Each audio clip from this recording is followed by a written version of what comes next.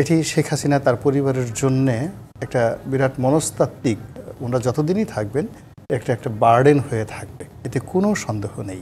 এবং ডক্টর মোহাম্মদ ইউনূস আমার নিজে উনি আমাকে বলেছেন যে আমি যে আজকে ডক্টর মোহাম্মদ ইউনূস এই পর্যায়ে এসেছি তার পিছনে শেখ হাসিনার অবদান আছে। এই রায় যদি কার্যকর না হয়, শেষ পর্যন্ত এই রায়টি কোনো প্রতীকী বিষয়ে পরিণত হতে পারে, এমন কোনো সম্ভাবনা থাকলো কি?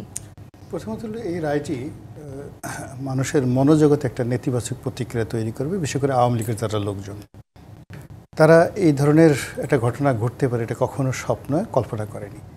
2 নম্বর হলো যে আমরা যারা সাধারণ মানুষ, স্টিল বাংলাদেশের লোকজন কিন্তু আইনকে খুব ভয় করে, সমীহ করে।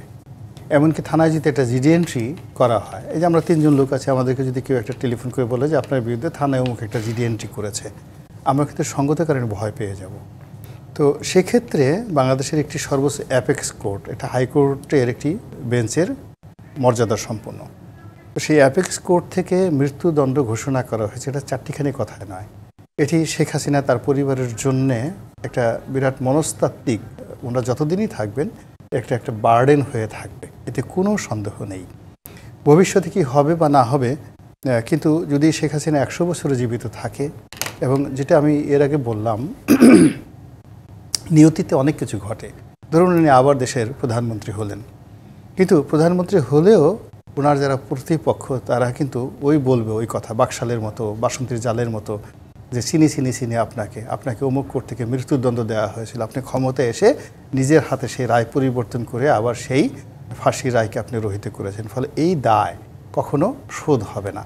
তো সেই দিক থেকে আরেকটা যেটা এর আগে আমরা যেটা বললাম, আসলে একটা সময় কি জানেন,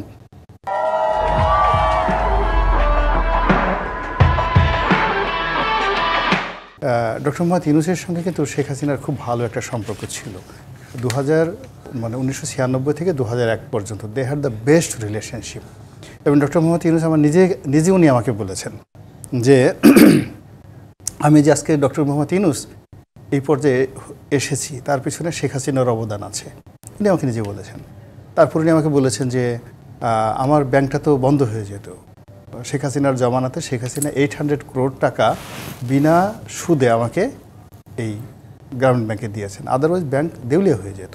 তো কাজী উনি শেখ হাসিনার সাথে একটা অ্যাপয়েন্টমেন্ট চাচ্ছিলেন, তো আমাকে বলছিল রানি তুমি একটু দেখো শেখ হাসিনার সাথে কথা বলো। এবং আমি আসলে সরাসরি শেখ হাসিনার সাথে কথা বলেছিলাম, খুব ঝুঁকি নিয়ে কথা বলেছিলাম যে আপা এরকম একটা করা যায় কিনা। সেই সম্পর্কটাকে আমরা আজকে পর্যায় পর্যন্ত দেখলাম কোথায় না, এখন মূল ব্যাপার হলো যে পুরনো যে কোনো সম্পর্ক, একটা সময় ধরুন রুমিনের সঙ্গে আমার খুব ভালো সম্পর্ক ছিল, কোনো কারণে সম্পর্কটা নষ্ট হয়ে গেল, আবার সেই সম্পর্কটা কিন্তু গড়ে উঠতে পারে।